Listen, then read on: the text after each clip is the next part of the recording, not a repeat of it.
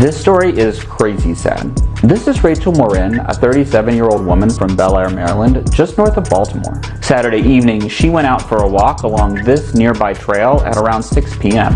When she didn't come home later that night, her boyfriend, 27-year-old Richard Tobin, called the police and reported her missing. Police launched an extensive search with the help of the community, and just after 1 p.m. Sunday, Rachel's dead body was found just off the trail. Police say they have no doubt it was a homicide, but as of Monday afternoon, they say they don't have a suspect yet. Despite that little inconvenient truth, social media and conservative websites are already pointing fingers at the boyfriend. Underneath their Facebook relationship status update, Richard was forced to defend himself against internet sleuths, writing, "I would never do anything to her, let the family and I grieve."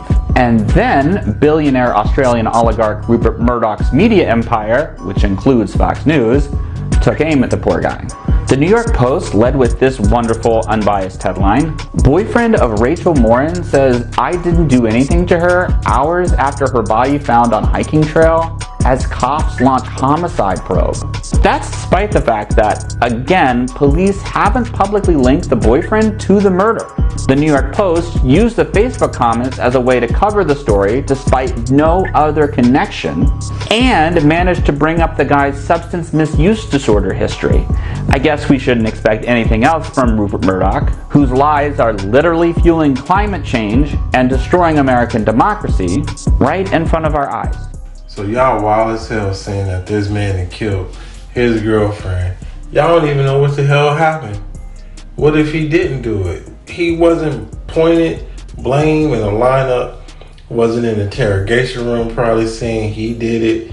You know, I'm pretty sure if he did it, we gonna find out, because they gonna dig deep into this situation. They gonna wanna know every detail of why she was on the hike by herself. All this and that. You know the police gonna do the job, man.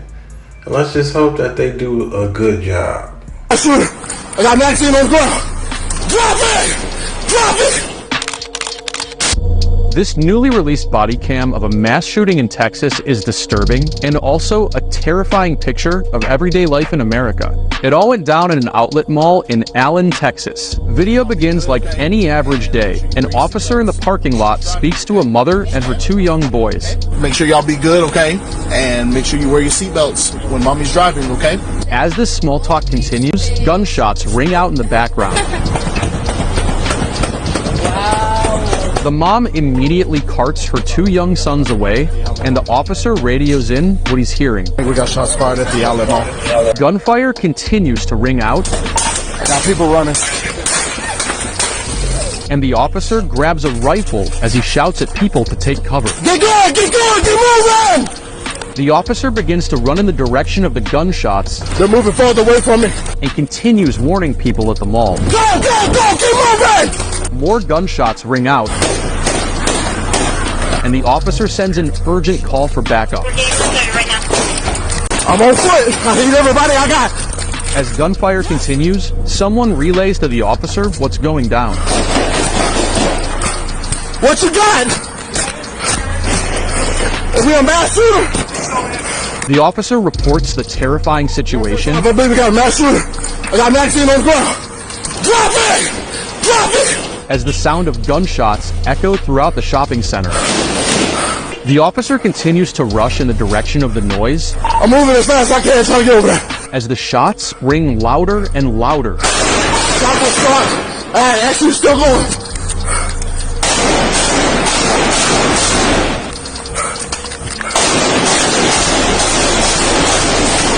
The officer continues to rush forward, and when he appears to spot the mass shooter, he opens fire.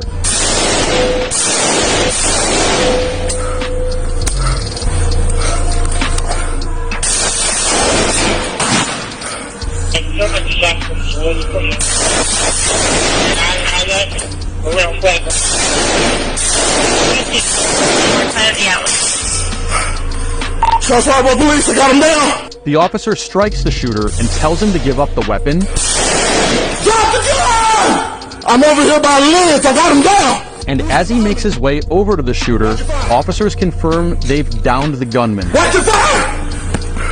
I got him down! I'm not hearing any gunshots! Is he down?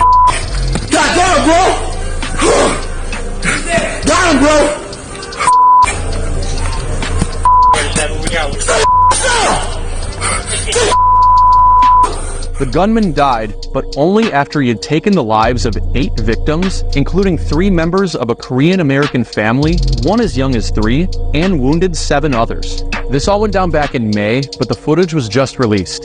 The 33-year-old gunman was a self-radicalized, far-right extremist, white supremacist, who police say left an online trail in which he praised Hitler and showed off Nazi tattoos. He brought a total of 8 guns to the scene of the massacre, all purchased legally, and 3 of them, including an AR-15 style rifle, were found on him after the attack. Texas politicians like Governor Greg Abbott have resisted even small steps towards restricting access to AR-15s. In the aftermath of the Uvalde school shooting, in which 19 children and 2 teachers were killed, Abbott resisted calls to raise the age to buy assault weapons from 18 to 21, saying it's unconstitutional. Just last year, the NRA reposted a 2015 video of Texas Senator Ted Cruz that they claim triggered libs by cooking bacon on the end of an AR-15, the weapon of choice for this Nazi's rampage in a public square. And it's not just the mall. Over the last several years, mass shootings have unfolded in everyday settings like churches, schools, movie theaters, music venues, and supermarkets on a regular basis. The Gun Violence Archive has recorded over 330 mass shootings in the U.S. this year alone, and as Democrats in all houses of government continue to push for comprehensive gun reform, Republicans remain in firm opposition to limiting access to weapons of war. In spite of the white supremacist links, police have yet to release a motive for what went down, but the whole tragedy is still being investigated. Shout out to my man Greg over at Crime Line, but this piece of shit guy right here, wonder what was his motive, what mental issues he was dealing with, because some shit like that is very unsettling, and is not like you are high powered and say, hey, it's time for you to come home, you know. So why are you, this individual right here, felt the need to want to take those innocent lives, even got so low and scummish as fucking taking a baby's life, you know. So I'm happy nobody else was hurt. I'm happy those police officers were able to do what they had to do and to get the job done. You know, it's still sad we can't bring these people back, you know, because a lot of people love them, care for them, and wish they was here.